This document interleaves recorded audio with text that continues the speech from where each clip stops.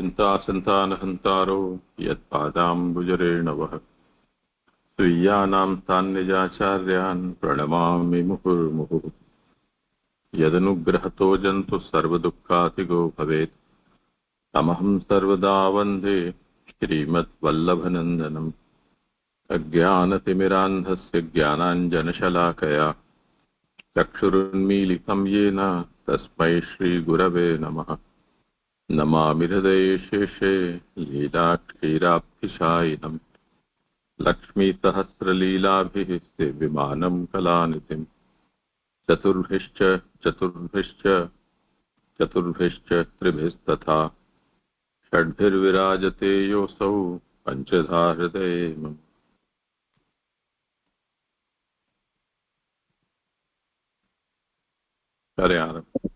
हाँ जय पूज्य जय दंडवत प्रणाम। मेरा क्रम है आज 16वें अध्याय का। श्री सुबोधिनी जी के अवगाहन के अंतर्गत हमें प्रथम स्कंद के तृतीय प्रकरण के 16वें अध्याय का अध्ययन आज करना है। उसके उपक्रम में श्रीमद् भागवत महापुराण रूप भक्ति संहिता, साक्षात भगवत नामात्मक स्वरूप, शास्त्रार्थ आनंद रूप हरि की आनंद रूप लीला, स्कंधार्थ अधिकार लीला, तीन प्रकरण, हिनाधिकार 1 से 3, वक्ता सूत जी, श्रोता सौनक जी, मध्यमाधिकार 4 से 6, वक्ता नारद जी, श्रोता व्यास जी, और उत्तमाधिकार 7 से 19 अध्याय, वक्ता सुखदेव जी और श्रोता राजा परीक्षित। उत्तमाधिकार के लक्षण में परीक्षित द्वादशांग पुरुष में तत्पर है और वैराग्यवान है, वैसे ही सुखदेव जी जो उत्तमाधिकारी है श्रोता में, वो भी द्वादशांग पुरुष में तत्पर और वैराग्यवान है। सौनक जी द्वारा पूछे 6 प्रश्नों का उत्तर रूप सारे भागवत का सार है। अब अध्यायों का वर्ण्य विषय देखते हुए अध्याय 10वां श्री कृष्ण का द्वारका गमन और पांडवों का सुख, अध्याय 11वां द्वारका में कृष्ण का राजा के योग्य स्वागत और द्वारकावासी भक्तों का सुख, अध्याय 12वां परीक्षित के जन्म का कथानक, अध्याय 13वां विदुर जी के उपदेश से धृतराष्ट्र आदि का वनगमन, 14वां उत्पात देखकर युधिष्ठिर की चिंता शंका होना और अर्जुन का द्वारका से वापस आना, अध्याय 15वां श्री कृष्ण के विरह से राजा परीक्षित को राज्य सौंपकर पांडवों का स्वर्गारोहण, और जो आज हमें अध्याय का अवगाहन करना है वो अध्याय 16वां परीक्षित का दिग्विजय और कली द्वारा पीड़ित भूमि के पास आना, जहां उन्होंने धर्म और पृथ्वी का संवाद सुना। अब हमारे क्रम के अनुसार पारायण, उसके बाद भागवतार्थ प्रकरण, पुरुषोत्तम नाम सहस्त्र और कारिका और श्लोक नंबर 1 मुझे करना है।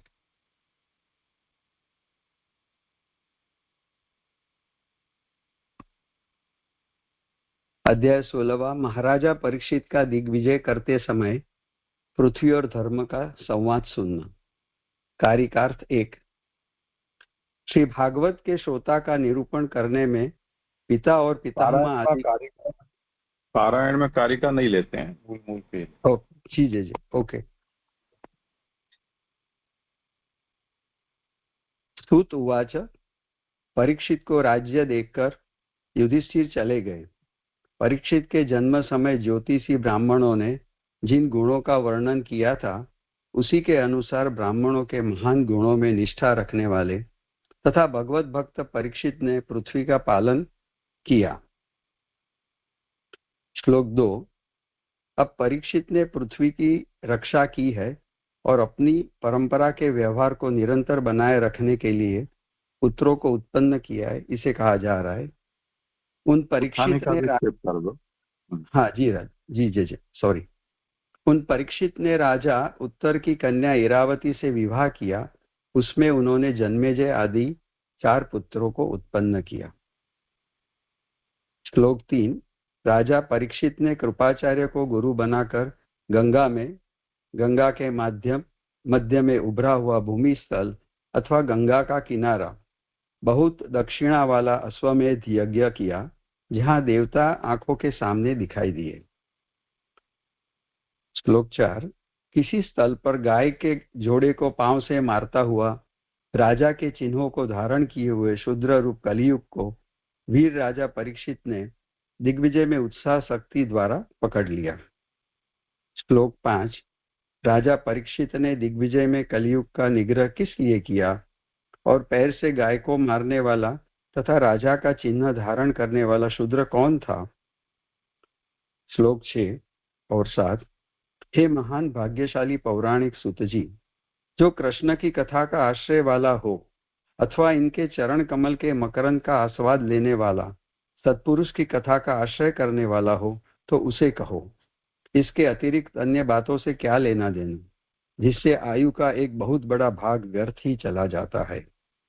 श्लोक 8। जहां तक मृत्यु का निवास है तब तक कोई न मरे, इसलिए उत्तम कोटि के ऋषियों ने भगवान रूप मृत्यु का आह्वान किया है, जिसे आश्चर्य से कहा है कि 7वें श्लोक का अनुवाद छूट गया। ओ, हे अंग, हाँ सो हे अंग, थोड़ी आयु वाले मनुष्य जो इस मारने वाले शरीर से अमृत की इच्छा करने वाला है, उसके लिए इस यज्ञ पशु के हिंसा रूप कर्म में भगवान ऐसे मृत्यु को बुला लेता है। श्लोक 8। जहां तक मृत्यु का निवास है तब तक कोई न मरे, इसलिए उत्तम कोटि के ऋषियों ने भगवान रूप मृत्यु का आह्वान किया है, जिसे आश्चर्य से कहा है कि अहो, जिसमें हरि भगवान का लीलामृत भरा हुआ है, ऐसे वचन मनुष्य लोक में पिलाए जाते हैं। श्लोक 9। मंद बुद्धि वाले तथा मंद आयु वाले मंद पुरुष की आयु रात्रि में नींद से तथा दिन में व्यर्थ कार्यों से नष्ट हो जाती है। श्लोक 10, 11वां और 12वां साथ में। जिस कुरु झांगल देश में राजा परीक्षित निवास करते थे और जहां उनका आदेश चलता था, वहां भी कलियुग प्रवृत्त हो गया। इस अप्रिय बात को सुनकर युद्ध में सुरवीर परीक्षित ने धनुष उठा लिया। जिस रथ में काले घोड़े जोते गए हैं, ऊपर सिंह अंकित ध्वजा फहरा रही है, ऐसे उस सजे हुए रथ में परीक्षित विराजे।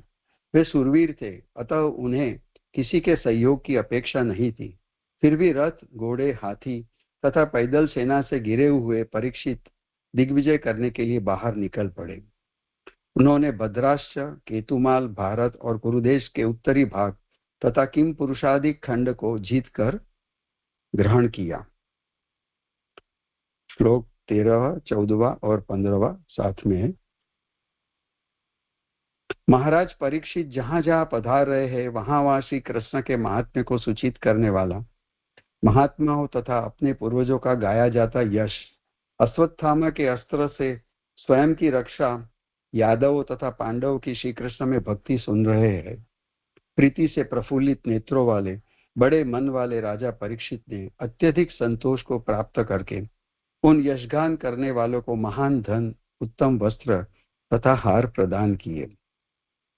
श्लोक 16।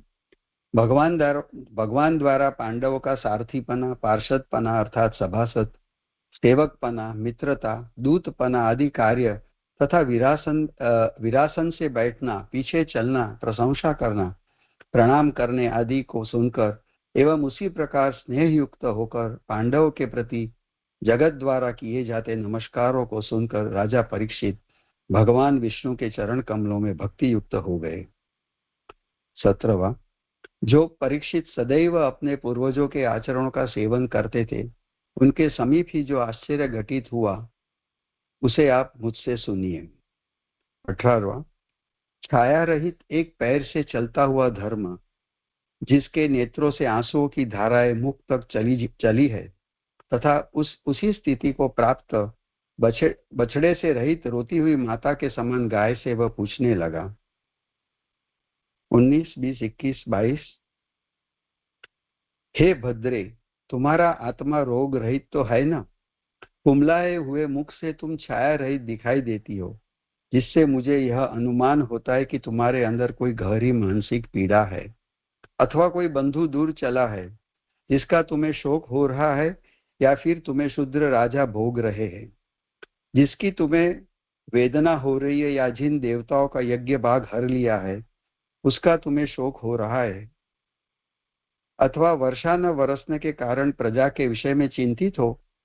हे पृथ्वी, कहीं तुम राक्षसों से पीड़ित रक्षा रहित बालकों और स्त्रियों का तो शोक नहीं कर रही हो, अथवा दुष्ट कर्म करने वाले ब्राह्मण के कुल में वेदवाणी के निवास को देखकर तुम खिन्न हो गई हो, किंवा ब्राह्मणों को अहित करने वाले राजा के कुल में ब्राह्मणों की दयनीय स्थिति देखकर उदास हो गई हो, या फिर कली काल के व्याप्त होने से क्षत्रियों में अकर्मण्यता की स्थिति से पीली पड़ गई हो, या ऐसे हिंद क्षत्रियों से निर्मित देशों का कष्ट मना रही हो, अथवा ऐसे जीव लोक पर आंसू बहा रही हो जहां केवल खाना पीना, रहना, स्नान करना, स्त्री का संग आदि करना ही जीवन की परिभाषा बन गई है। श्लोक 23 और 24। अथवा हे मातारूप पृथ्वी, तुम पर बहुत अधिक बढ़े हुए भार को उतारने के लिए जिन हरि भगवान ने अवतार धारण किया था, उनके पधार जाने से उनके चरित्र भी मोक्ष प्रदान करने में विलंब करने वाले हो गए। उन प्रभु का स्मरण करती हो, अथवा हरि भगवान द्वारा छोड़ दिए जाने पर शोक कर रही हो। तुम्हारी इस चिंता का कारण कहो। हे वसुंधरे, दुर्बल हो गई हो, अथवा बलवानों में बलवान काल द्वारा देवता भी जिनका पूजन करते, ऐसा तुम्हारा सौभाग्य क्या आज हरण कर लिया है। श्लोक 25। हे धर्म, जो आप मुझसे पूछ रहे हैं उसे आप पूरी तरह से जानते हैं, क्योंकि भगवान द्वारा सब लोग को सुख देने के लिए आप चार पैरों से रहते हो। 26, 27 और 28, 29।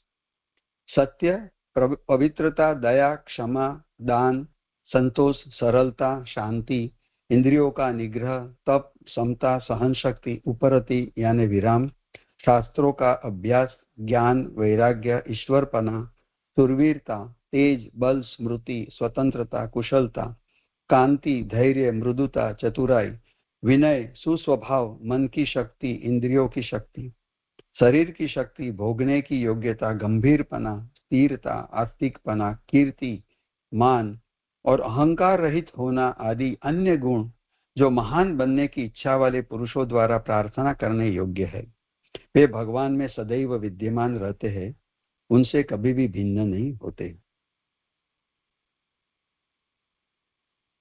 30, श्लोक 30वां। इस समय यह लोग गुण के पात्र रूप और लक्ष्मी के निवास रूप भगवान से रहित हुए हैं, और पापी कलयुग ने इस पर दृष्टि डाल दी है। मुझे इस बात की चिंता हो रही है। मैं स्वयं 31वां, मैं स्वयं का शोक कर रही हूं, और हे देवताओं में उत्तम धर्म, मुझे तुम्हारा शोक है। देवताओं, पितरों, ऋषियों, साधुओं, वर्णों तथा आश्रमों का शोक कर रही हूं। 32वां। ब्रह्मादिक देवताओं ने भगवान की शरण में जाकर बहुत समय तक इसलिए तप किया कि लक्ष्मी जी के कृपा कटाक्ष हमारे पर हो जावे। ऐसे वे लक्ष्मी जी अपने निवास रूप कमल को छोड़कर भगवान के चरण कमलों में अनुरक्त हुई प्रभु के चरण रूप सौभाग्य को ही अतिशय रूप से बचती रहती है।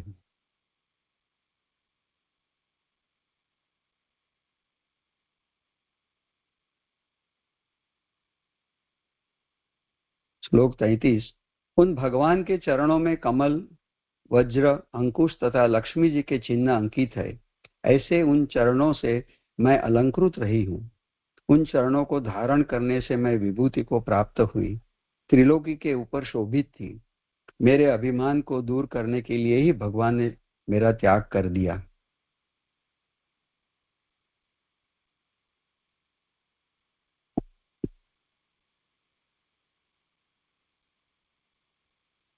श्लोक 34। हे धर्म, भगवान ने यादवों में मनोहर स्वरूप को धारण कर तुम्हें पैर रहित होने व दुख पूर्वक खड़े रह सकने वाले को अपने पराक्रम द्वारा पूर्ण पैरों वाला बनाया, तथा असुर वंश में उत्पन्न होने वाले मेरे ऊपर अत्यधिक बोझ रूप राजाओं सहित सैकड़ों अक्षोहिणी सेनाओं का नाश किया।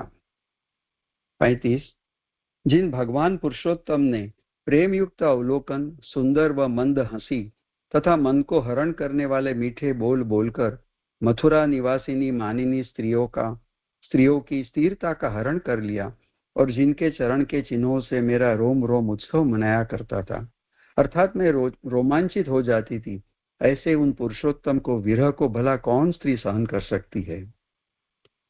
36 श्लोक पृथ्वी और धर्म, इन दोनों का संवाद जिस समय चल ही रहा था कि उसी समय राजर्षि परीक्षित पूर्व दिशा में स्थित सरस्वती नदी की ओर आए। तीसरी भागवत पुराण के प्रथम 16वें स्कंद का पारायण यहाँ समाप्त हुआ। अब भागवतार्थ।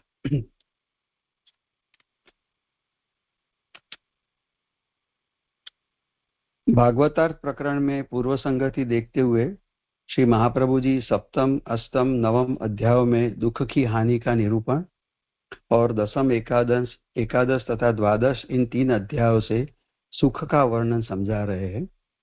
उसमें जो सुख युधिष्ठिर को हुआ है वह पहले सामान्य रूप से कृष्ण प्रेम पुरःसर ही था, अर्थात जानते हैं कि पांडव भक्त थे और कृष्ण। जहाँ से पढ़े वो जरा बता देना पृष्ठ संख्या। हाँ जी जी, ये थोड़ा संगति पूर्व संगति ले रहा हूँ, 1-2 मिनट लगेगी।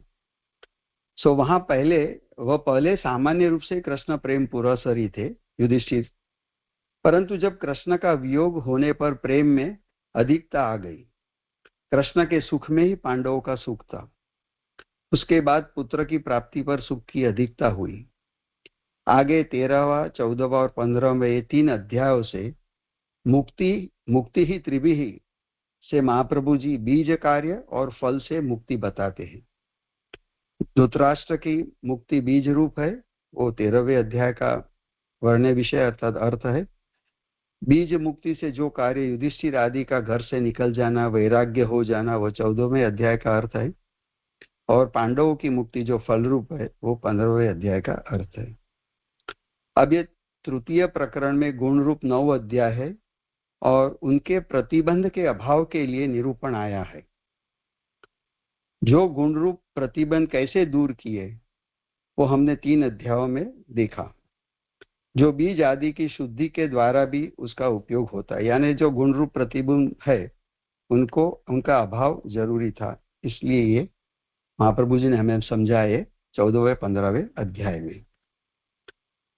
अब पेज नंबर जो है वो 10 है, यानी मेरे पास पीडीएफ से पढ़ रहा हूँ, तो अब एक्चुअली टेक्स्ट में कितना हो रहा पता।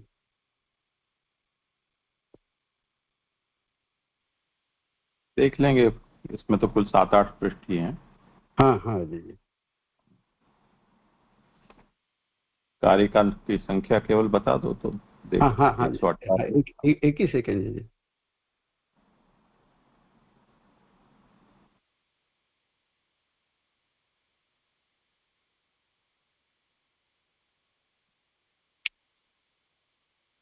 कारिका 118वीं है, वहां से ये अध्याय का मैं समझता हूँ कि भागवतार्थ महाप्रभु जी समझा रहे हैं। तो पृष्ठ संख्या 3। हाँ, कारिका 118वीं भागवतार्थ प्रकरण, ये अध्याय का मैं जो अब 4 अध्यायों से परीक्षित के फलमुख साधन का निरूपण उसके अधिकार के लिए है। कारिका पढ़ सकते हैं जैसे संस्कृत में या सीधा ट्रांसलेशन पढ़? ट्रांसलेशन ही पढ़ो। हाँ जी जी जी। परीक्षित के विषय के 4 अध्याय कहे गए हैं। राज्य और त्याग के भेद से राज्य में द्विविधता है। लौकिक और अलौकिक यह भेद सामर्थ्य की द्विरूपता के कारण से है। पहले अध्याय से सारी पृथ्वी के जय का वर्णन है। दूसरे में कलियुग के विजय की बात है। फिर पृथ्वी और धर्म के संवाद का वर्णन है जो उनके भय का सूचक है। यानी दोनों कनेक्टेड अध्याय 16वां 17वां। अध्यायार्थ के विभाग को राज्य त्याग विभेदेन से कहते हैं, जो मूल कारिका में राज्य त्याग विभेदेन, राज्य द्विविधम एवच, वो मैं महाप्रभु समझा रहे कि 2 अध्यायों से राज्य का वर्णन है और 2 अध्यायों से उसके त्याग का वर्णन है। और राज्य की द्विविधता में सामर्थ्य की द्विविधता कारण है। सारी पृथ्वी का विजय करना लौकिक सामर्थ्य और काल का विजय यह अलौकिक सामर्थ्य। जैसे वो बताए कि द्विरूपता, सामर्थ्य की जो द्विरूपता बताई उसमें जो लौकिक है वो पृथ्वी का विजय है तथा काल का विजय अलौकिक सामर्थ्य है। पृथ्वी और धर्म का संवाद उत्तर का अंगभूत है। इसको बताने के लिए भीतित्व सूचक ऐसा कहा है। मूल कारिका में धरणी धर्म संवाद तयो हो भीतित्व सूचक। भय का कारण कलियुग है, उसके भय को दूर करना आगे के अध्याय का अर्थ है। अथवा सभी जगह आध्यात्मिक और आधिभौतिक धर्मों का स्थापन किया है, यह बताया है। अब आगे आध्यात्मिक धर्म को स्थापन करना है, उसके भय को भी राजा दूर करता है, यह उसका उत्कर्ष है। इस प्रकार की अन्य प्रकरण से भी महात्म्य इस प्रकरण की अन्य प्रकरण से भी महात्म्य बोधकता है, इस अभिप्राय से कहते हैं जो पृथ्वी पर रहते हैं वे धर्म से ही कृतार्थ होते हैं, उनको कलियुग ने अत्यंत नष्ट कर दिया। पृथ्वी पर रहने वाला जो रक्षक है उसे तथा कलियुग के निग्रह से वह महान हुआ। जब उसकी गति भी कृष्ण कथा से हुई, फिर अन्यों की गति कृष्ण कथा से हो तो क्या आश्चर्य है।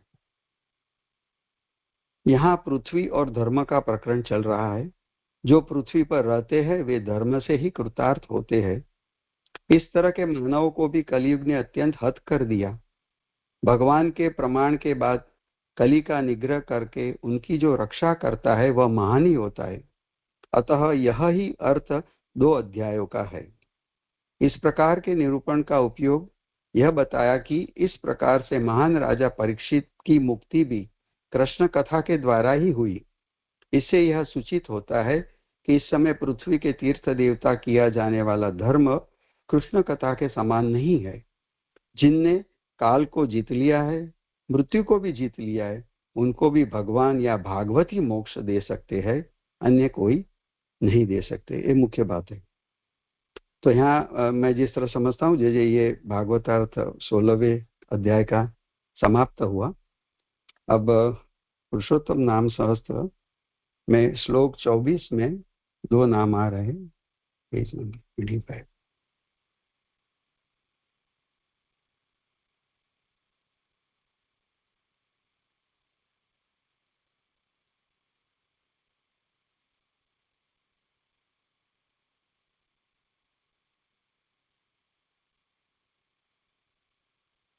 श्लोक जो है वो कली निग्रह करता च धर्मादि नाम च पोषक। श्लोक 24 पुरुषोत्तम नाम शास्त्र में कली निग्रह करता सतत्व नाम जो है कली युग का निग्रह करने वाले, कलियुग का निग्रह करने वाले अपने अधीन करने वाले आप है। परीक्षित ने दिग्विजय करते समय धर्म और भूमि को पीड़ा देने वाले कली को शूद्र राजा के स्वरूप में देखा। इस कारण क्रोधित होकर उसका पराभव करके उसे अपने अधीन बनाया। इस स्कंद में कहा गया है कि निज ग्राह ओजसा विरह कलिम दिग्विजय क्वचित। वीर परीक्षित ने दिग्विजय में अपने तेज से कलियुग को वशीभूत किया। यहाँ भगवान श्री कृष्ण ही कलियुग को अधीन करने वाले हैं, कारण कि भक्त हृदय में आप विराजे हैं। परीक्षित राजा प्रभु का पूर्ण प्रेमी भक्त है तथा भगवान के आवेश से ही उसका प्राकट्य हुआ है। इस कारण परीक्षित वह यह स्वयं प्रभु ही है। धर्मादि नाम च पोषक, ये भी नाम आ रहा है मुझे लगता है। धर्म इत्यादि के पोषण करने वाले। धर्म वृषभ स्वरूप है। वृषभ के 4 चरण होते, सत्य, दया, तप और शौच। परंतु दुष्ट कली जो शूद्र राजा की वेशधारी ने सत्य, दया और तप रूप 3 चरणों को काट डाला, जिससे धर्म का एक ही चरण बचा। उसका भी नाश करने वाला प्रयत्न कली कर रहा है। इस प्रकार की धर्म की स्थिति देखकर दिग्विजय करते हुए परीक्षित ने कली का निग्रह करके धर्म का पोषण किया है, अर्थात उसके नष्ट किए हुए सत्यादि 3 चरणों को साधा है, धर्म को पुष्ट किया है। आदि शब्द से गाय का रूप धारण करने वाली भूमि का भी रक्षण किया है। वैसे ही सर्वदीन जनों के अनाथ जीवों का भी परीक्षित पालन करने वाले हैं। ऊपर कहे प्रमाणानुसार परीक्षित राजा स्वयं प्रभु का स्वरूप होने से उसके सारे कार्य प्रभु द्वारा ही संपादित हो रहे हैं।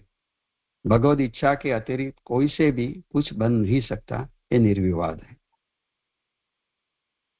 वैसे मुझे ऐसा लगता है कि ये दोनों नाम है वो 17वें अध्याय से आने वाले हैं, और इस अध्याय का नाम केवल एक ही है, परीक्षित भाग्यवर्धना। अच्छा, जी जी जी, ओके, देख लो, आप उसका पढ़ लो विवरण। हाँ हाँ जी जी।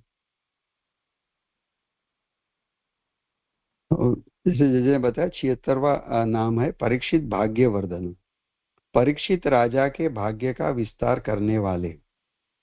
जब परीक्षित का जन्म हुआ तब जो लक्षण ब्राह्मणों ने बताए थे वो सब शुभ लक्षण राज्य प्राप्त होते ही उसमें विशेष रीति से प्रकाशमान हुए। उस प्रकार के शुभ लक्षण रूप भाग्य की वृद्धि करने वाले स्वयं प्रभु है। इसी कारण परीक्षित को भगवद रूप श्री भागवत श्रवण का उत्तम अधिकार प्राप्त हुआ है। सही बात है जी, ये एग्जैक्टली फिट होता है, तो वो यथा योग्य है। अब मुझे आज श्लोक कारिका और श्लोक 1 करनी है, तो पेज नंबर तो उनका 251।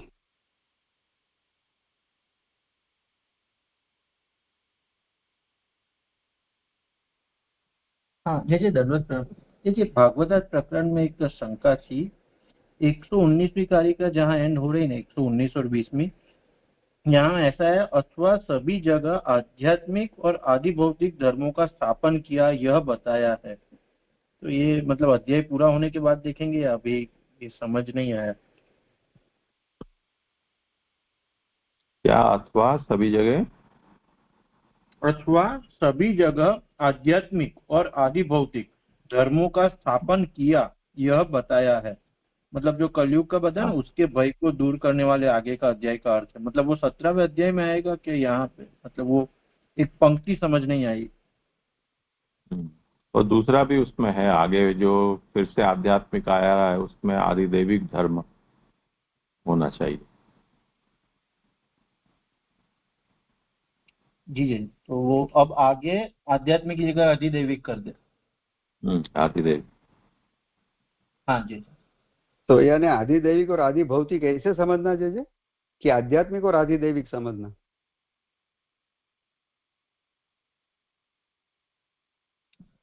मैं पंक्ति पढ़ रहा हूँ, जे ने जैसे समझा। फिर अथवा सभी जगह आध्यात्मिक और आदि भौतिक धर्मों का स्थापन किया यह बताया है।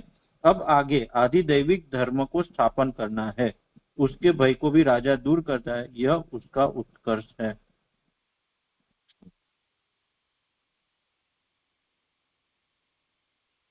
हाँ, ठीक है। जी, तो ये पंक्ति समझ नहीं आई, मतलब अध्याय के बाद देखेंगे।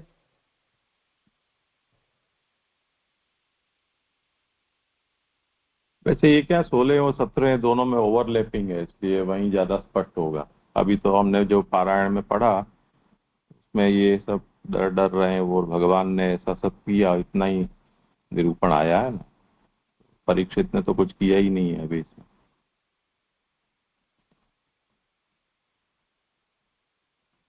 तो आगे विषय ज्यादा स्पष्ट हो जाए, और किसी को कुछ पूछना हो। No problem sir. 121वीं गाड़ी का जो भागवतार्थ की है उसमें जो विवरण है, तो तीसरी लाइन जो है ना, भगवान के प्रमाण के बाद कली का निग्रह करने की, तो वो समझ में नहीं आया। गुजराती में देखा तो वो प्रयाण है या प्रमाण है भगवान के? प्रयाण ही होना चाहिए। हाँ, प्रयाण, सची प्रयाण ही। प्रभु स्वधाम पधार के बराबर।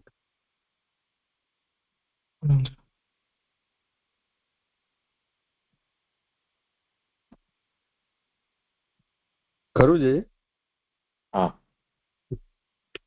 अध्याय 16वां, महाराजा परीक्षित का दिग्विजय करते समय पृथ्वी और धर्म का संवाद सुनना।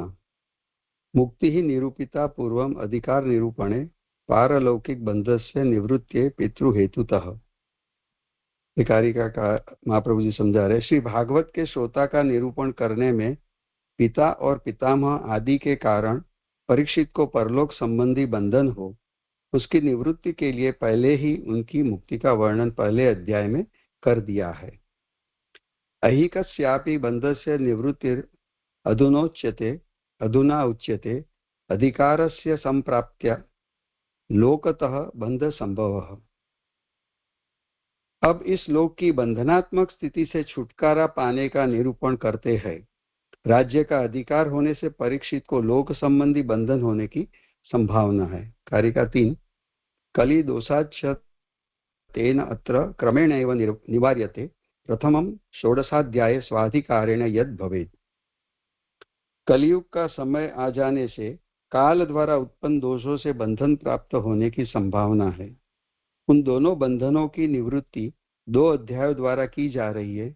पहले 16वें अध्याय में अपने राज्य का अधिकार मिलने से पृथ्वी की रक्षा और धर्म की रक्षा करने आदि का निरूपण सामान्य रूप से और अश्वमेध आदि का निरूपण विशेष रूप से किया जा रहा है। यदि इन तथ्यों को प्रकाश में न लाया जाए तो परीक्षित को वैदिक और लौकिक दोनों प्रकार के दोष प्राप्त हो जाए। साथ में थी मैं तीसरी कारिका मैंने पढ़ा, भूधर्म रक्षा सर्वापि सामान्येन विशेषतः निरूप्यते अन्यथा स्वस्य दोषः स्यात् द्विविधोऽपि हि। कारिका 5 अतः पुत्रान् समुत्पाद्य धर्म रक्षा निरूप्येत आधिदैविक रक्षार्थम कलि निग्रह ईर्यते। इसलिए पुत्रों को उत्पन्न करके उन्होंने धर्म की रक्षा की, इसका निरूपण करते हैं। धर्म की आधिदैविक रक्षा अर्थात मूल तत्वों व सिद्धांतों की रक्षा के लिए परीक्षित ने कलियुग का निग्रह किया। 6वीं कारिका स्वभावतः स्थापितः अपि मूल दोषात् न वर्धते मूल निर्हरणं तस्मात् कर्तव्यमिति निश्चयः। स्वभाव से धर्म की रक्षा की है तो भी धर्म का मूल तो काल है। काल के दोष होने तक धर्म की वृद्धि नहीं हो सकती, अतः दोष की जड़ को ही जला देना चाहिए, यह निश्चय किया है। कारिका 7 आधिदैविक रूपाणां साक्षात्कारो यदा न हि भगवत चरित्रस्यापि दैविकत्वात् स नैव हि।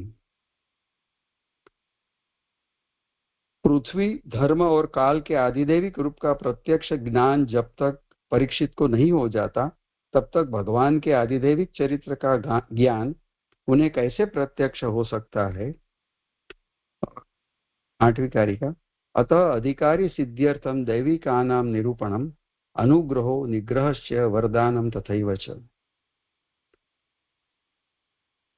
अतः आधिदैविक भगवत चरित्र आंखों के सामने आ जाने के अधिकार की सफलता के लिए परीक्षित को पृथ्वी व धर्म पर अनुग्रह तथा कलयुग पर नियंत्रण के वरदान देने का निरूपण किया जा रहा है।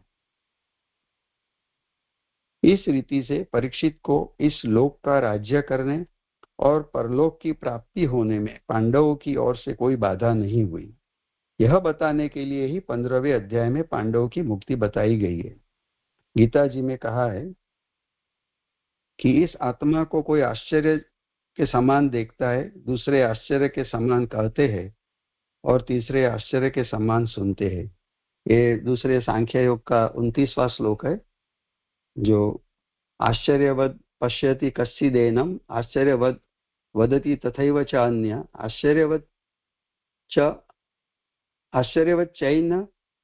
चैनम अन्य शृणोति श्रुत्वा अपि एनम वेदम न चैव कश्चिद। यानी कोई एक विरल पुरुष महापुरुष फिर आत्मा को आश्चर्य की तरह देखता है और कोई महापुरुष आत्म तत्व को आश्चर्य की जैसे बताता है, यानी वर्णन करता है उसका, और कोई अधिकारी जो पुरुष है वो आश्चर्य के पेठे उनको सुनता है। पर कोई ऐसे होते हैं कि जो ये सुन के भी ये आत्म तत्व को समझ नहीं पाते हैं। तो ये बात यहाँ महाप्रभु जी ने हमें बताई, परंतु सुनने मात्र से इसे कोई नहीं जान सकता। ये अंतिम अतः परीक्षित को पहले पृथ्वी धर्म और कलयुग के आधिदैविक रूप का साक्षात्कार हुआ है। परीक्षित के जन्म समय ही ब्राह्मणों ने उनके गुणों का वखान कर दिया था, प्रशंसा कर दिया था। कर दी थी। अब उसी का अनुवाद सूत जी इस प्रकार कर रहे हैं।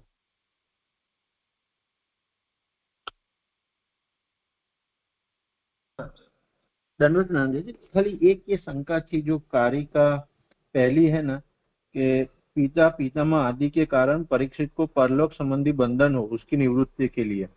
तो हमने आगे भगवदार्थ में ऐसा देखा था, पुरुषोत्तम जी ने ऐसा समझा था कि ये जो है मतलब पितरों की मुक्ति वो तो मर्यादा मार्ग के लिए ही है, भक्ति मार्ग में नहीं है। तो ये से ऐसा समझ सकते हैं कि परीक्षित जी की जो मुक्ति हुई मर्यादा मार्ग से हुई।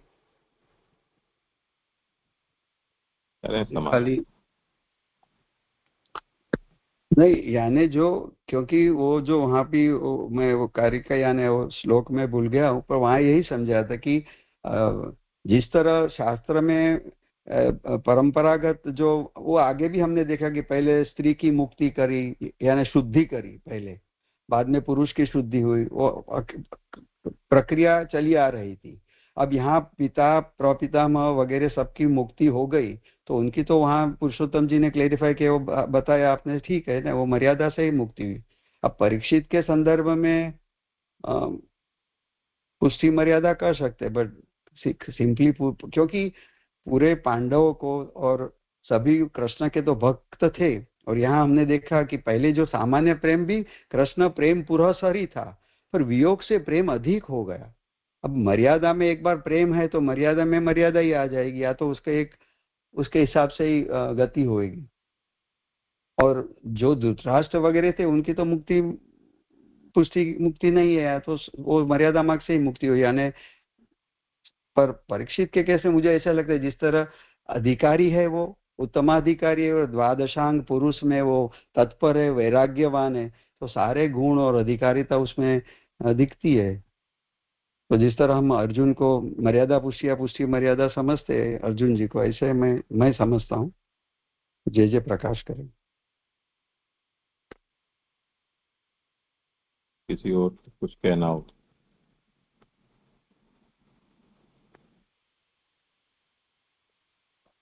धन्यवाद प्रणाम जी।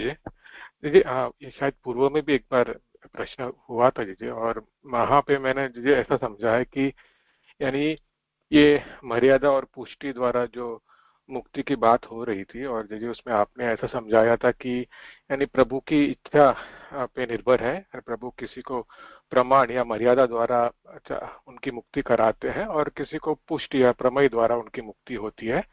और जहाँ प्रभु यानी प्रमाण या शास्त्रोक्त या मर्यादा द्वारा उसकी मुक्ति कराते हैं, वहां पे और यानी प्रभु के द्वारा ही वो उस जो रिक्वायरमेंट या जो होनी चाहिए वो प्रभु द्वारा ही होती है। यानी भक्तों को उधर ज्यादा कुछ करना नहीं पड़ता, और वहाँ पे जो मुक्ति के लिए जो साधन आदि जो करने पड़ते हैं वो प्रभु ही करवाते हैं। इस प्रकार से मैं समझा था। प्रणाम जी। और परीक्षित मैं को थोड़ा मर्यादा समझने में समस्या क्या है? समस्या जी यही है कि हम मतलब भागवत जी को भक्ति का शास्त्र कह रहे हैं और हम पंचम पुरुषार्थ और उसकी बात आ रही है, इसलिए थोड़ा खाली कंफ्यूजन हुआ, क्योंकि तो मर्यादा मूल में हम ऐसा थोड़ी है, भक्ति तो है ही ना। और अभी हम देख चुके हैं अच्छा अभी तृतीय स्कंद में चल रहा है वो विषय विदुर जी का। तो परीक्षित को तो दशविध लीला का श्रवण करने पर आगे जाकर मुक्ति हुई। विदुर जी को सर्ग विसर्ग 2 ही लीला मात्र के श्रवण से उनको मुक्ति प्राप्त हुई। उसमें विदुर जी को परीक्षित से उत्तम अधिकारी माना।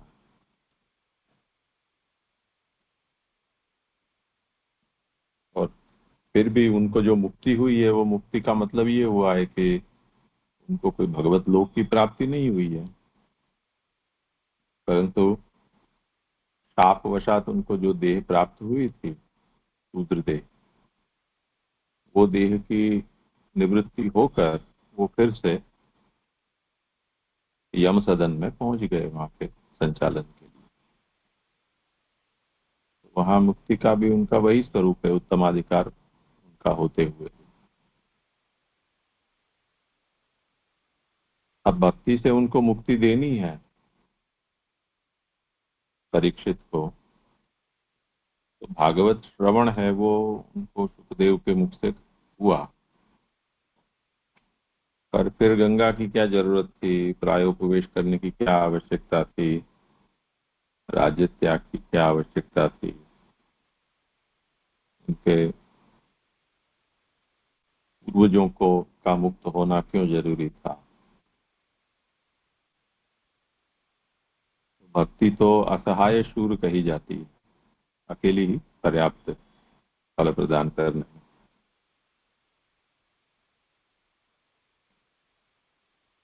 इतनी सब पूर्व तैयारी होने के बाद भक्ति है, उससे उनकी मुक्ति दिखलाई गई। मर्यादा के लिए जो भी आवश्यक है वो सभी प्रक्रिया यानी खाना पूर्ति वो परीक्षित की करवाई गई।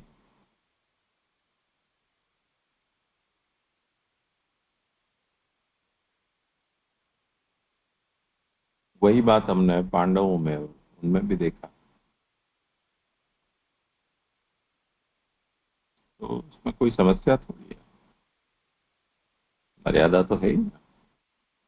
हाँ हाँ, ये स्पष्ट हुआ। प्रणाम लीजिए। ये भक्ति के लिए जैसे क्या आपने टर्म कॉइन की, भक्ति कैसी सूर है, मैं नहीं सुन पाया। असहाय शूर है, किसी हाँ दूसरे की अपेक्षा किए बिना, हाँ अपेक्षा बिना। असहाय सूर, जी जी जी, अच्छी बात, मजा आए। करो श्लोक एक।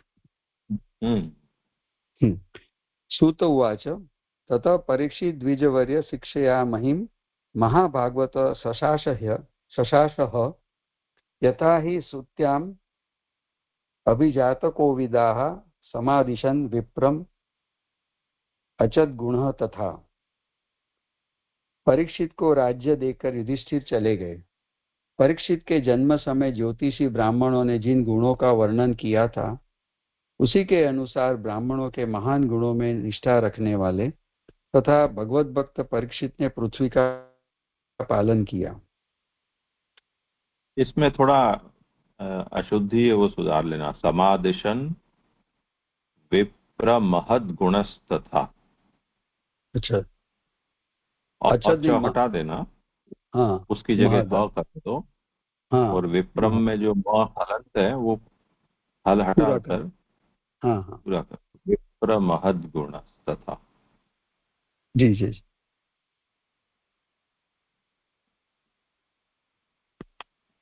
जी। श्री सुबोधनी जी, सप्तम स्कंद में कहा है कि जो धर्म इच्छा द्वारा किया जाता है वह अधर्म की शाखा रूप आभास धर्म कहलाता है। तो यहाँ मैं ऐसा समझता हूँ, ये भी सप्तम स्कंद का रेफरेंस नहीं देख पाया, पर जो धर्म इच्छा मुजब यानी मनगढ़ंत या तो लौकिक व्यवस्था के अनुसार किया है तो वो एक प्रकार की अधर्म की शाखा रूप आभास ही आता है। मुख्यतः जो धर्म हमें धर्म का अनुष्ठान या आचरण शास्त्र आज्ञा भगवद आज्ञा के अनुसार करना है और भगवद आज्ञा हमें शास्त्र आज्ञा से समझनी है। राजा परीक्षित ने राज्य की रक्षा भी अपनी इच्छा से नहीं की। यह बताने के लिए कहते हैं कि भगवान के भक्त ब्राह्मण उत्तम कहलाते हैं।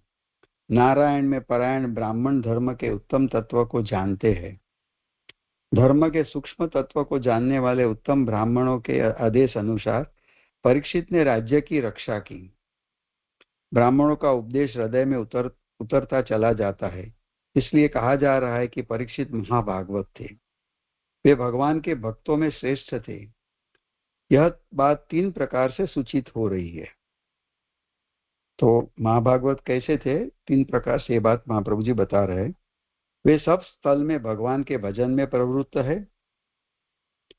दूसरा, भगवान की स्त्री रूप पृथ्वी का कोई दूसरा किसी कारण पालन करने वाला बन बैठे तो उसका निराकरण करके वे भगवान के धर्म की प्रवृत्ति में परायण हुए। तो आगे भी हमने देखा है वो समर्थ राजा है, उनकी समर्थता द्विरूप है, तो राज्य में भी उनकी समर्थता है। तो ऐसे कोई भूमि को भी कोई ग्रहण कर ले या वहां उसका कोई राज्य विजय पाले, तो ऐसे उनको भी उनका निराकरण करने वाले थे वो, और वहां धर्म का स्थापन करने वाले थे। तो उसका निराकरण करके वे भगवान के धर्म की प्रवृत्ति में परायण हुए। ये दूसरा, धर्म के भगवदीय होने से परीक्षित ने चारों ओर से रक्षा की है। ये परीक्षित की खुद के गुण है कि वो भगवदीय थे और धर्म के आचरण में भी पूर्ण थे। तो ये चारों ओर से इस तरह उन्होंने धर्म की रक्षा करी। आश्चर्य के भाव को प्रकट करने वाला ह जो मूल में आता है, अव्यय मूल में लिखा हुआ है, जिससे भगवान के भक्तों को कार्य में आवेश लाना उचित नहीं है। यानी जो भक्त है, यहाँ तो राज्य के कार्य की बात का संदर्भ है, पर जो सामान्यता भी समझना है तो भक्त है, उन्हें संसारिक या लौकिक कार्य में आवेश लाना युक्त नहीं है। ऐसी स्थिति में भागवत का यह वाक्य है कि राजा को पृथ्वी की रक्षा करनी चाहिए। परीक्षित आदि भक्त तो भगवान के स्वरूप में ही आवेश युक्त रहते हैं। ऐसी स्थिति में राज्य कार्य में आवेश वाले हो जाए तो भगवान के उत्तम भक्त नहीं कहला सकते हैं। परंतु परीक्षित में तो ये दोनों स्थितियां एक साथ है।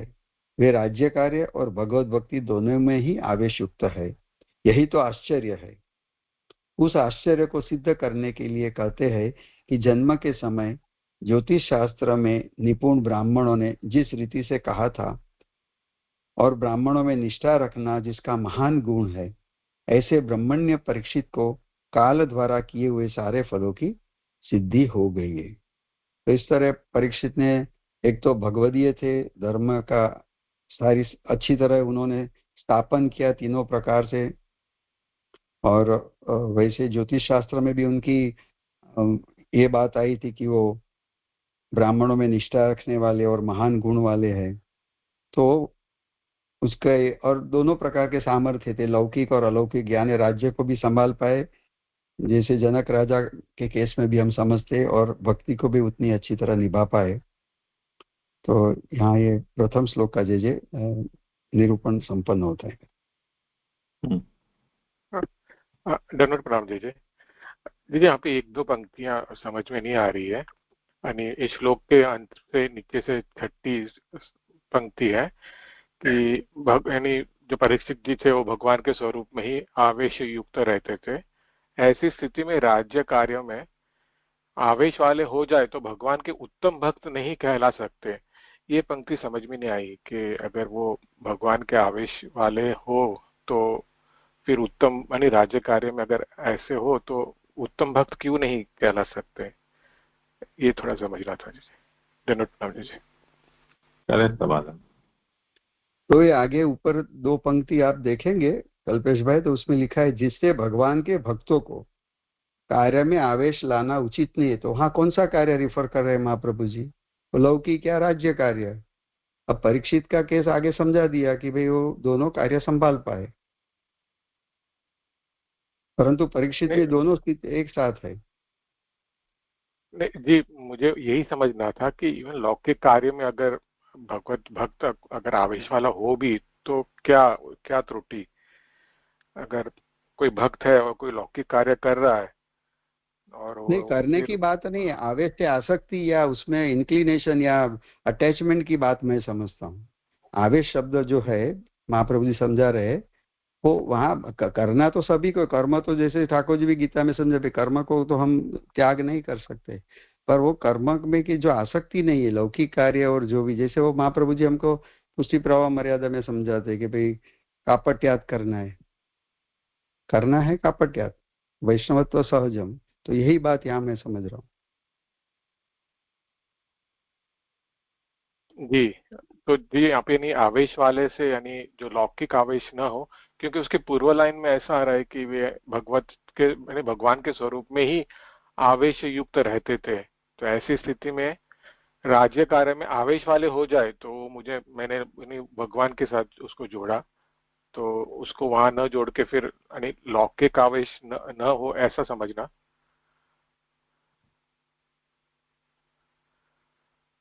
यहाँ जो 3 बातें बताई ना परीक्षित के अंदर, कि वो सर्वत्र भगवत भजन करते थे, उनकी प्रवृत्ति सर्वत्र भगवत भजन में रहती थी। एक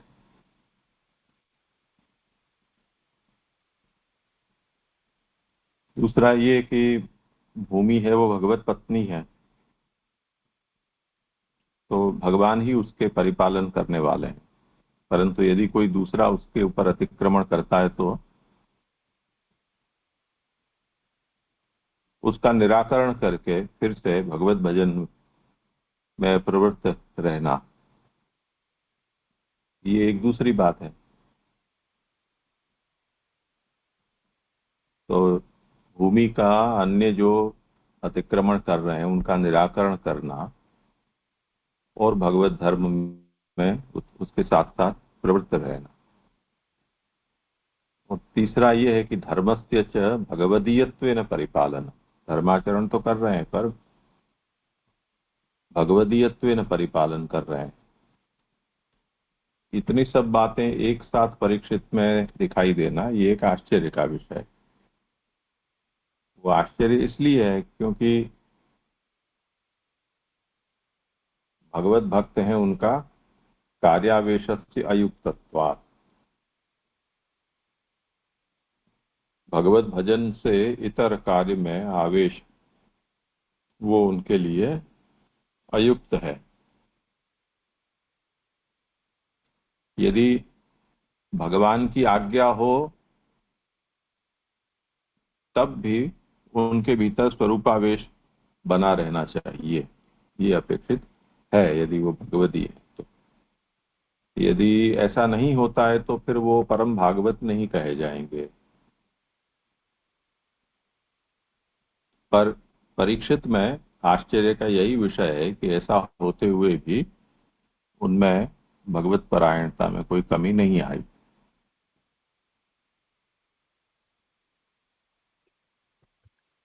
जी जी जी, स्पष्ट हुआ।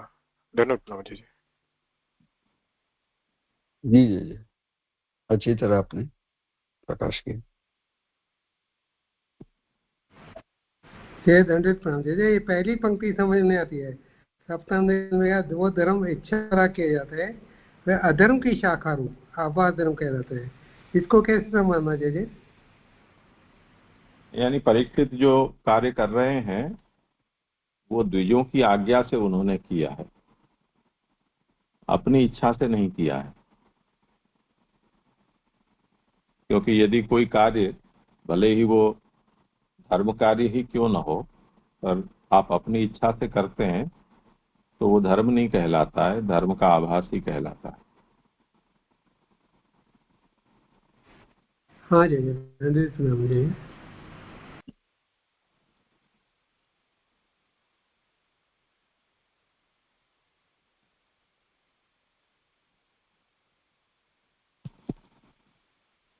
हाँ, ये मेरा क्रम समाप्त हुआ। दंडवत प्रणाम कीजिए, अभी मेरा क्रम है कीजिए। करो। अब परीक्षित ने पृथ्वी की रक्षा की है और अपनी परंपरा के व्यवहार को निरंतर बनाने रखने के लिए पुत्र को उत्पन्न किया है, ये कहा जा रहा है।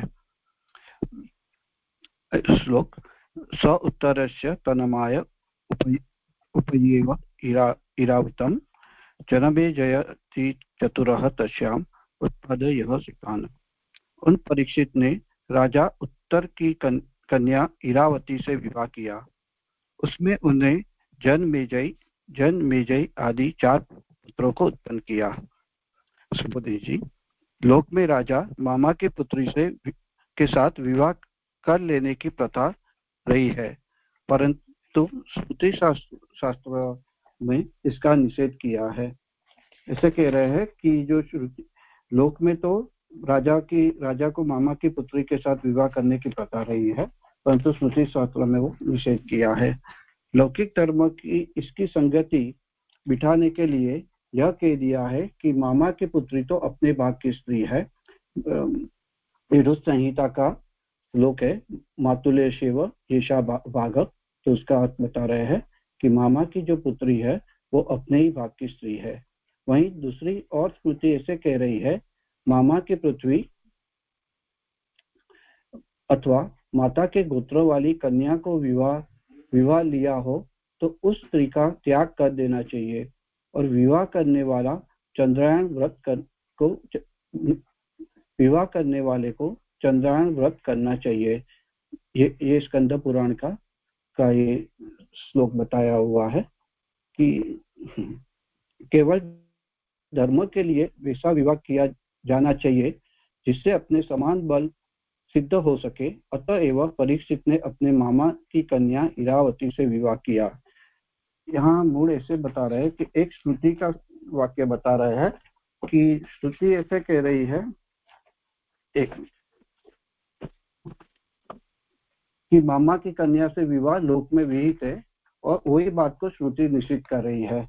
और मूल में ऐसे बता रहे कि लोक में ये दृष्टांतीकरण के प्रस्ताव में बताया हुआ है कि लोक का जो दृष्टांत, लोक में जो बात है वो एक दृष्टांत बता रहे हैं महाप्रभु जी। दृष्टांतीकरण प्रस्ताव है मातुली का भाग कि मामा की पुत्री अपने भाग की स्त्री है और श्रुति में ये बात निश्चित बताई है। और यहाँ पे एक मूल में ऐसे बतायो जहाँ ये बात आई केवल धर्म के लिए वैसा विवाह किया जाना चाहिए कि मूल में देखेंगे तो ऐसे बात ये समझने के लिए अतः केवल धर्मात् तादृश विवाह न कर्तव्यम लौकिक बल शौर्य अपेक्षा यंतु कर्तव्य।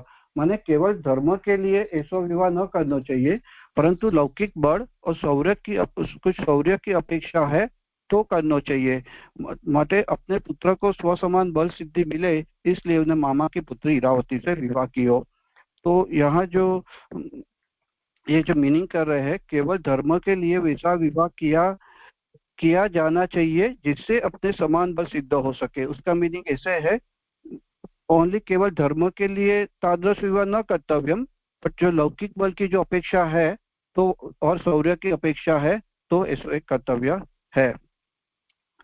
यहाँ और भी देखने जावे तो थोड़ा प्रकाश में महाप्रभु जी और भी इसको सिद्ध ज्यादा कर रहे हैं कि एक जो मातुल्य येषाम जो वाक्य है वो विधायक में समान योग शेतवाद धनंती।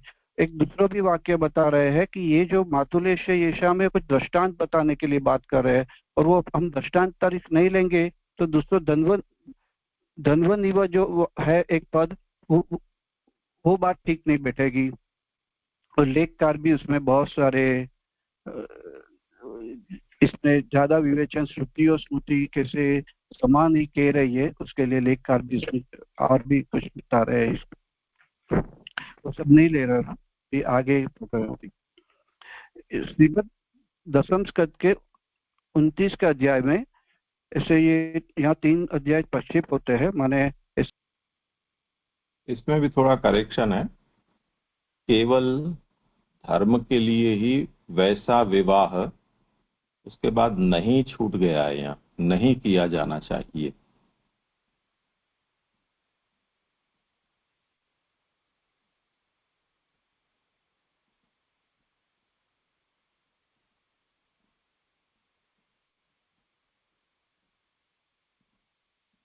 उसके बाद परंतु नहीं किया जाना चाहिए, परंतु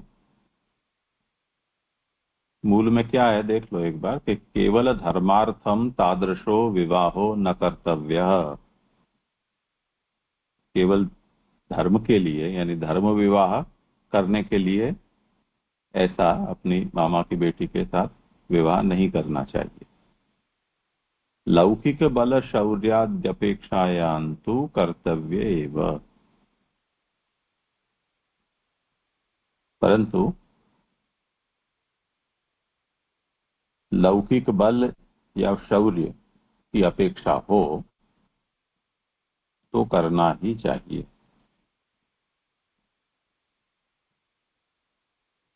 इतना इसमें छूट गया है। परंतु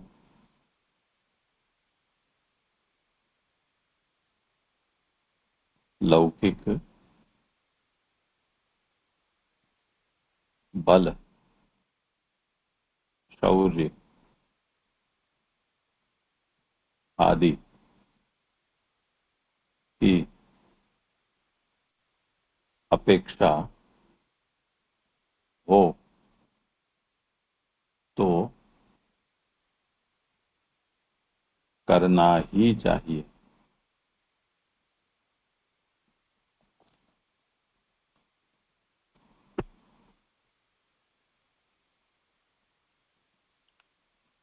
हाँ जी जी, स्पष्ट की हो कि केवल धर्म के लिए विवाह नहीं करना चाहिए, लौकिक बल माने उनके समान बल सिद्ध हो रहे, इसके लिए मामा की कन्या इरावती से उन्होंने विवाह किया।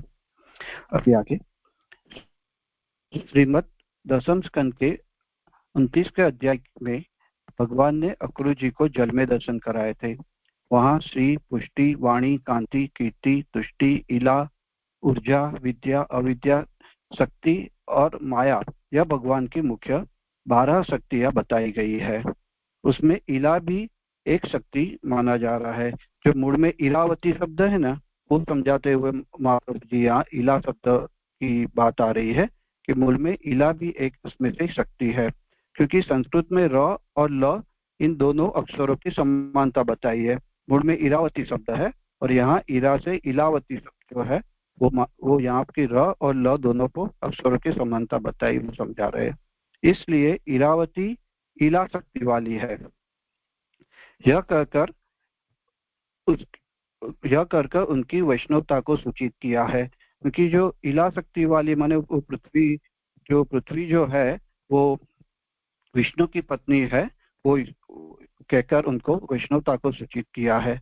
पृथ्वी का नाम भी इला है और अतः इरावती पृथ्वी संबंधी सब रसों से युक्त है और उसमें उत्पन्न होने वाला बल की प्राप्ति होती है और उसका उपभोग करने वाला बल और अलौकिक सुख मिलता है। इस प्रकार इरावती से परीक्षित को बल और अलौकिक सुख की प्राप्ति हुई। जो आगे जो बात सिद्ध की थी कि अपने समान बल सिद्ध हो सके वाले विवाह करना चाहिए, तो वही उसके रेफरेंस में ही बता रहे हैं कि जो इरावती से उपभोग से बल और अलौकिक का भी उसको उनको सुख मिला है और उनको सुख की प्राप्ति भी हुई है। आगे कह रहे श्रुति में इरावती को धावा या पृथ्वी रूपा कहा है। यहाँ श्रुति में माने ये कौन सी श्रुति है, वहां पे ऋग्वेद संहिता के 7वें 19:3 की श्रुति है जो महाप्रभु जी ने प्रकाश में कोट की हुई है। इरावती देनुमति ही भूत सूर्य वसनी मंथवे यशस्वी व्यंस्य रोदसी विष्णु देता संहिता का श्लोक है। इसका मीनिंग, इसका अनुवाद में इसे समझ सकते हैं, हे स्वर्ग और पृथ्वी जो अनंत अन्न से भरपूर है, पशु के लिए चारा भी उनमें भरपूर है और आप उस मनुष्य के प्रति है और जो आपकी स्तुति करता है वो विष्णु, आप स्वर्ग पृथ्वी दोनों को ही धारण किया है तथा पृथ्वी को, ये पृथ्वी जो है पर्वतों से सुरक्षित भी है। तो ये श्रुति में इरावती को धावा या पृथ्वी रूपा कहा है, जिससे भगवान द्वारा उसका पालन किया जाता है। तो ये श्रुति में भगवान द्वारा ही जो पृथ्वी का पालन किया जा रहा है, वो श्रुति महाप्रभु जी कोट कर रहे हैं। इस इरावती रानी में परीक्षित के 4 के मूड में जो शब्द दिया रोदस्वित्व कथन आता, वो रोदस, ये भी यहाँ भी आ रहा है, रोदसी विष्णु रेता। तो वो उसका मीनिंग समझाने के लिए महाप्रभु जी ने बात की थी कि श्रुति में इरावती धावा या पृथ्वी रूपा है, जिससे भगवान द्वारा उसका पालन किया जाता है। इस इरावती रानी में परीक्षित के 4 पुत्र हुए। वे पुत्र अन्य विधि से उत्पन्न शत्रज कहने वाले नहीं हुए, प्रत्युत स्वयं परीक्षित से उत्पन्न हुए हैं। मतलब कोई अन्य विधि से नहीं हुए हैं। शत्रज का मीनिंग डिक्शनरी में मुझे ऐसा मिला, शत्रज माने क्षत्रियों से उत्पन्न हुए पुत्र। अभी ये तो स्वयं जो है परीक्षित से उत्पन्न हुए हैं, ये बात यहाँ समझा रहे हैं। मूल में सुत शब्द से यहाँ प्रमाणित हो रहा है कि चारों दिशाओं की रक्षा का कार्य तथा चारों पुरुषार्थ की सिद्धि के लिए 4 पुत्रों की उत्पत्ति की अधिक की नहीं, क्योंकि ये जो है वो जो आगे जो कारिका में बात आई थी कि सामान्य रूप से उन्होंने पृथ्वी और धर्म की रक्षा की है, तो ये पृथ्वी की रक्षा के लिए ही उनने ये 4 पुत्र उत्पन्न किए हैं और 4 से ज्यादा तो जरूरत नहीं थे, क्योंकि 4 दिशाओं में 4 पुरुषार्थ की सिद्धि के लिए 4 की उत्पत्ति की है, अधिक की नहीं की है। यहाँ प्रथम द्वितीय श्लोक समाप्त हो रहा है।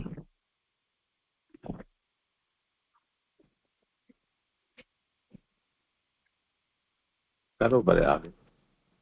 हाँ, धन्यवाद प्रणाम जी।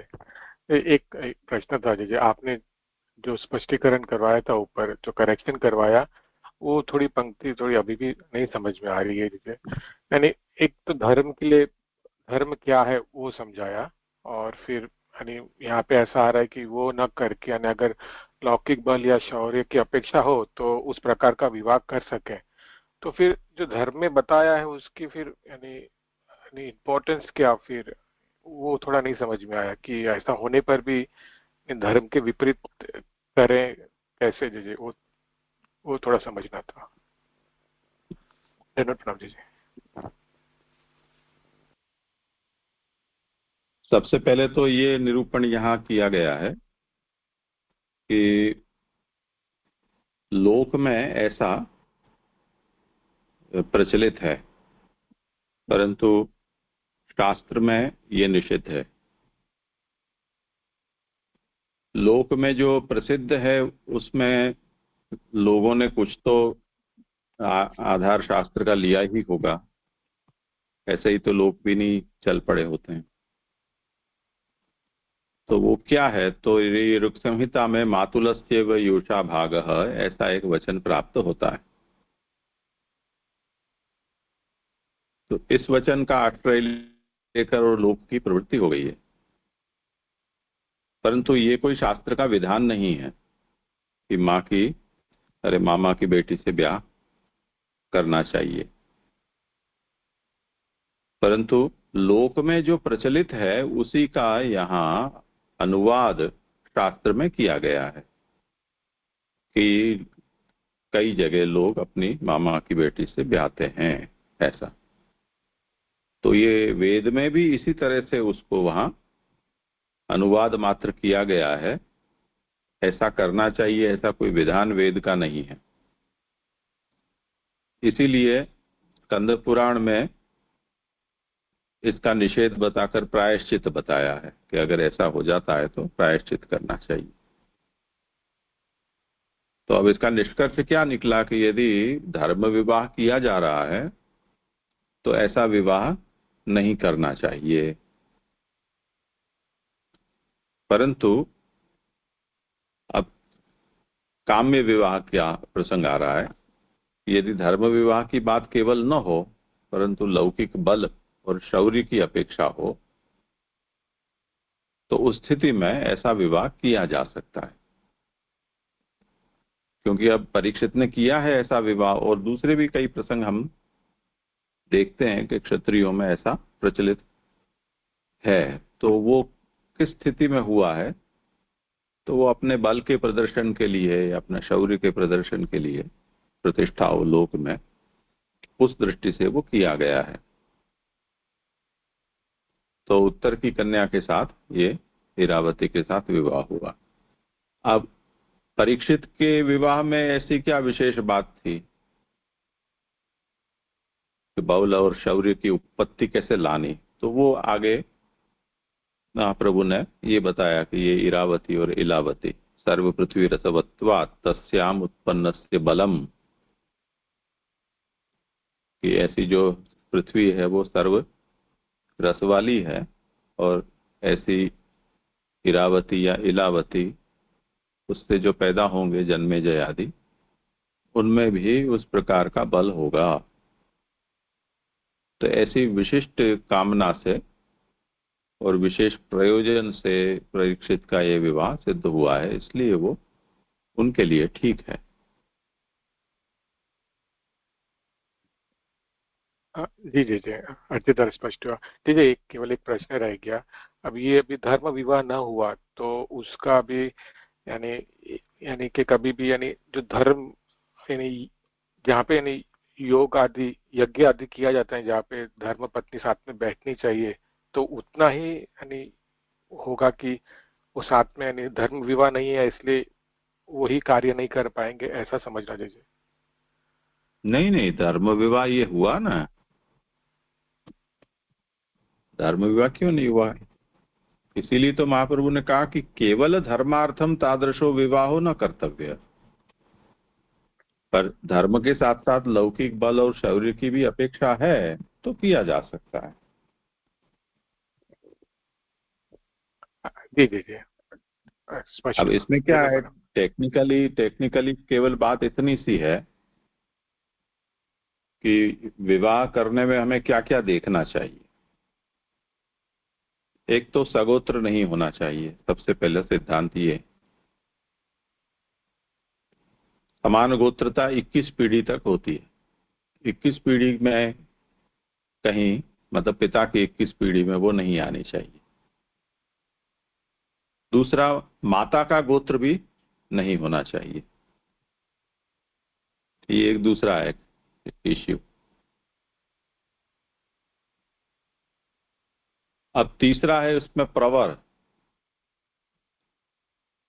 गोत्र के ऊपर एक प्रवर भी होता है, यानी जो अपनी परंपरा होती है उसमें गोत्र के प्रवर्तक कोई एक व्यक्ति होता है, और जो प्रवर होते हैं वो कहीं 2 होते हैं, कहीं 3 होते हैं, कहीं उससे भी ज्यादा होते हैं। तो जितने प्रवर ज्यादा हों, उन प्रवर में, जैसे हमारे यहाँ त्रिप्रवर होते हैं, तो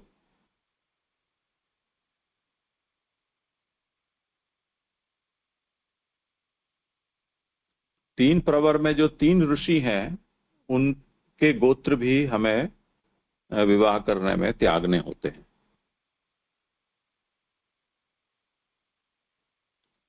तो इस स्थिति में ये जो हुई अपने परीक्षित का, जिसके मामा के साथ, मामा की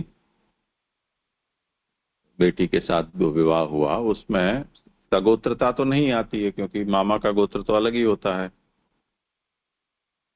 तो वो एक बड़ा जो दोष है, पिता के गोत्र को छोड़ देना, तो वो सगोत्रता तो इसमें नहीं आई।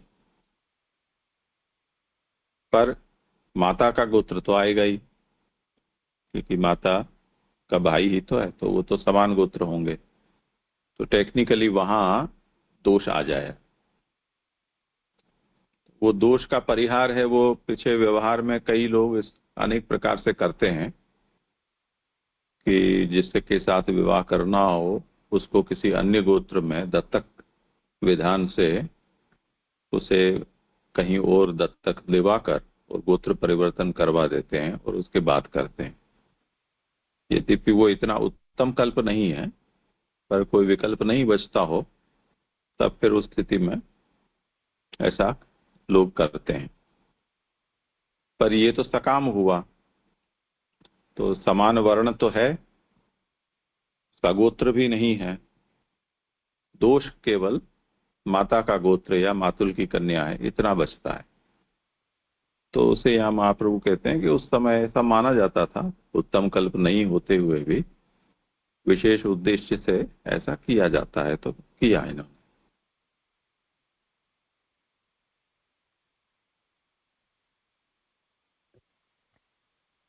जी जी जी, अच्छी तरह स्पष्ट हुआ।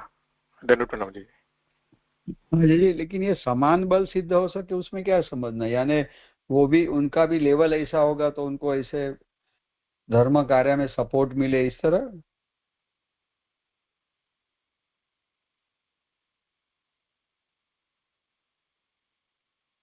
करें समाधान।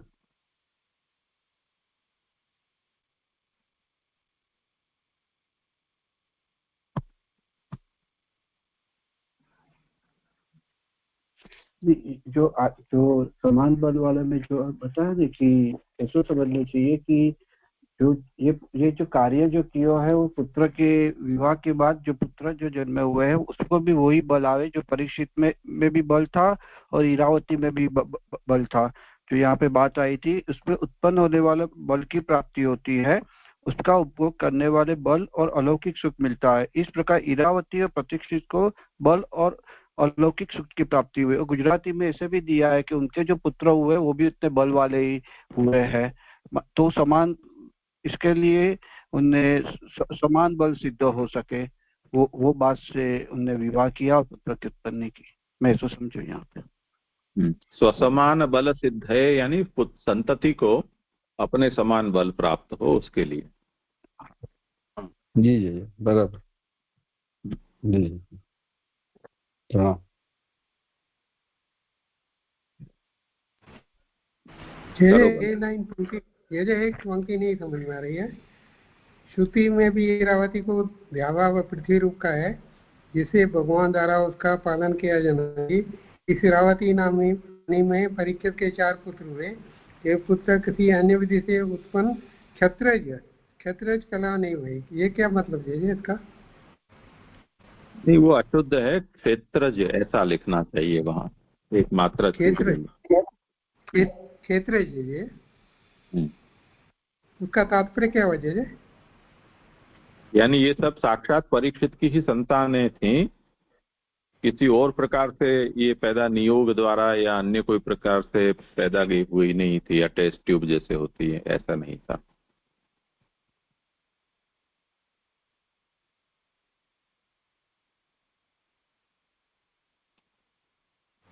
हाँ जैसे करेक्ट कर लिया जी।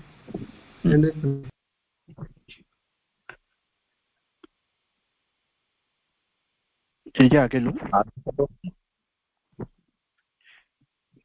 ज्योतिष में कहे हुए काल के गुण से परीक्षित ने आदिदेविक प्रकार से अश्वमेध यज्ञ किया। जो कारिका में जो बात आई थी, जो विशेष प्रकार से जो आदिदेविक जो विशेष प्रकार से अश्वमेध यज्ञ किया, वो बात कर रहे हैं। आजहार अश्वमेधान त्रीन गंगायाम भूरि दक्षाण सारद गुरु कृत्वा देवा यक्ष अधिगोचराः। राजा परीक्षित ने कृपाचार्य को गुरु बनाकर गंगा के मध्य में उपरा हुआ भूमि स्थल अथवा गंगा का किनारा बहुत दक्षिणा वाला अश्वमेध यज्ञ किया जहाँ देवता आंखों के सामने दिखाई दिए। सुबोधन जी। 3 प्रकार से यज्ञ करने से 3 प्रकार के दोष दूर हो गए, इसलिए विशेष अधिक यज्ञ नहीं किया। माने 3 प्रकार से यज्ञ करके आधिदैविक, आध्यात्मिक और आधिभौतिक तीनों प्रकार के दोष दूर हो गए, तो विशेष यज्ञ करने की जरूरत नहीं रही। अभी वो कहाँ पे किए हैं? ये यज्ञ गंगा जी की गर्भभूमि से किया है। गर्भभूमि का मीनिंग ऐसे हो सकता है कि बीच में जो वचलो भाग है, वो जो भूमि है वहां पे किया है। यह यज्ञ बहुत दक्षिणा वाले थे। वो समझाते क्यों दक्षिणा वाले थे? क्योंकि यज्ञ की स्त्री का नाम दक्षिणा है, ऐसा चतुष्कंद में कहा है। तद अनुसार स्त्री के साथ यज्ञ संपन्न किया, यह बताने के लिए दक्षिणा वाला यज्ञ किया कहा है। माने स्त्री के साथ किया हुआ ये यज्ञ है, इसलिए उसको दक्षिणा वाला किया है। चतुष्कंद का ही विषय है। तो अभी गुरु की बात आ रही है। तो ऋषि केवल पांडवों की निष्ठा वाले होने से परीक्षित के कुल गुरु कृपाचार्य थे, इसलिए परीक्षित ने कृपाचार्य को गुरु रूप माना। अब ये जो यज्ञ हुए है वहाँ कृपाचार्य को गुरु रूप से माना है। ऐसे बताने के लिए शर अर्थात बाण के समूह में उत्पन्न हुए कृपाचार्य को गुरु बनाया है। मूल में शरदवत जो बात आ रही है वो समझाते, कहते शारदवत गुरु कृत्वा, तो कृपाचार्य जी को गुरु बनाया। सर शब्द से मुझे ऐसे प्रतीत हो रहा है यहाँ पे कि जो उनके जो शरदवान थे, जो उनके पिताजी थे, उनका जो जन्म हुआ है था वो बाणों के बीच में हुआ था और वो धनु विद्या में बहुत पारंगत थे। तभी इनको इंद्र कुछ भयभीत हो गए और उनने उनकी साधना रोकने के लिए कुछ कन्या को भेजा। तो उतनी सुंदर थी, तभी तो इनका सौंदर्य देख के ये जो सद्वान थे वो काम पीड़ित हो गए और उसका वीर्य खलित हो गया और गिर के एक सरकंडा माने झाड़ों के बीच में गिरा। तो उसमें से एक कृप और कृपी रूप उत्पन्न हुए। जो कृप है वो कृपाचार्य बने और वो भी बाणों में बहुत बाण विद्या में बहुत निपुण थे, और जो कृपी है उसकी जो द्रोणाचार्य की जो पत्नी बनी वो कृपी ऐसी है। और तो ये बात मुझे थोड़ी उनकी जन्म के कथा में, ये कृपाचार्य के जन्म कथा में ये बात मैंने देखी थी। हाँ, तो वो सर शब्द का समझाने के लिए मैंने बताया सर क्यों ये बात की है यहाँ पे। इस प्रकार बहुत दक्षिणा से ब्राह्मण का धन बढ़ा। राजा का यह यज्ञ आदिदेविक हुआ। ये जो यज्ञ था, अश्वमेघ यज्ञ था, वो आदिदेविक यहाँ पे बताया है।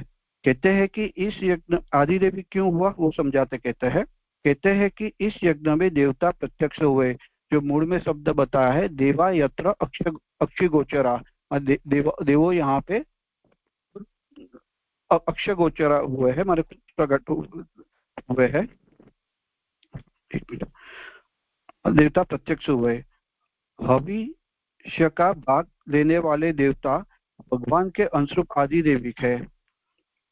माने जो यज्ञ करने के बाद उसके जो भाग मिलता है वो हवि का भाग है। वो जो यहाँ पे लेने वाले देवता भगवान के अंशरूप आदिदेविक होते हैं और वेद मंत्रों में उन्हीं का प्रतिपादन होता है। जैमिनी सूत्रों में देवता को मंत्र में भी लिखा गया है। इस प्रकार मंत्र को मुख्य मानने से उस पक्ष में देवता आदिदेविक होते हैं। यदि यह यज्ञ को ज्ञान रहित पुरुष से करावा जावे तो ये कर्म का शेषभूत आदि भौतिक यज्ञ कह रहा है। माने ये तीन प्रकार आदिदेविक, आध्यात्मिक और आदिदैविक तीनों बता रहे हैं। ये जो यज्ञ था यहाँ देवता प्रत्यक्ष हुए हैं, उसके लिए आदिदेविक बता रहे हैं। कुछ मंत्रमयी देवता है, वो जो मंत्र को ही मुख्य मानते हैं वो आध्यात्मिक है। और जहाँ पे कर्म से ही कर रहे हैं तो आदिभौतिक यज्ञ बता रहे हैं यहाँ पे। ये बात कहने का तात्पर्य ऐसा है कि यहाँ प्रकाश की शंका उठाई है। ननु पूर्वतंत्र देवता मंत्रमय प्रतिपादन कथम अक्षी गोचर, माने आज पूर्वतंत्र में तो देवता को मंत्रमय का प्रतिपादन किया हुआ है, तो यहाँ पे अक्षी गोचर क्यों बताया है? तो वो अक्षी गोचर समझाने लिखे हवि का भाग से महाप्रभु जी आदिदैविक, आध्यात्मिक और आदिभौतिक तीनों यज्ञ की बात समझा रहे हैं। यह केवल 5 महाभूतों को संस्कारित करने वाला यज्ञ है। भगवान जिस प्रकार प्रत्यक्ष हो जाते हैं वैसे ही भगवान के अंग रूप उत्तम देवता प्रत्यक्ष हो जाते हैं।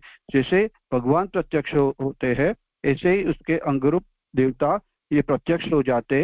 ये आदिदेविकपना यहाँ पे जो कारिका में भी बात हुई थी और ये यहाँ पे वो देवता प्रत्यक्ष हो जाते हैं ऐसे यहाँ से 30 श्लोक समाप्त।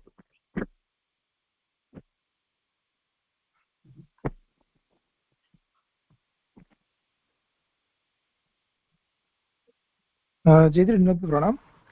जय जय, यहाँ सुबोधि जी ने स्टार्टिंग में जो ये आया कि वे यज्ञ बहुत दक्षिणा वाले थे, यज्ञ की स्त्री का नाम दक्षिणा है, ऐसा चतुर्थ स्कंद में कहा है।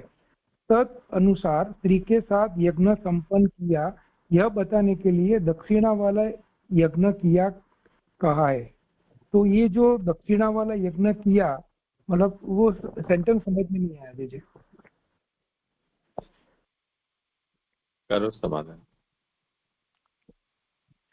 यहाँ बोर्ड में तो इतना दिया है कि पूरी दक्षिणा इति सभायाम यज्ञ पुष्टा इति ज्ञापनार्थ, माने इतना ही बताया कि ये जो चतुष्कंद की जो किस तरीके साथ यज्ञ उसने संपन्न किया है इसलिए उनको दक्षिणा वाला यज्ञ कहा गया है। चतुष्कंद में क्या बात हुई उसके मुझे इतना मैंने नहीं पढ़ सके हूँ कि ये बात कहाँ पे आई है। यहाँ मीनिंग तो इतना बैठ रहा है कि उनकी यज्ञ की स्त्री का नाम दक्षिणा था और उनके साथ स्त्री के साथ यज्ञ करने से उसकी ये दक्षिणा वाला यज्ञ किया कहा गया है। जैसे मुझे इतना ही मालूम पड़े।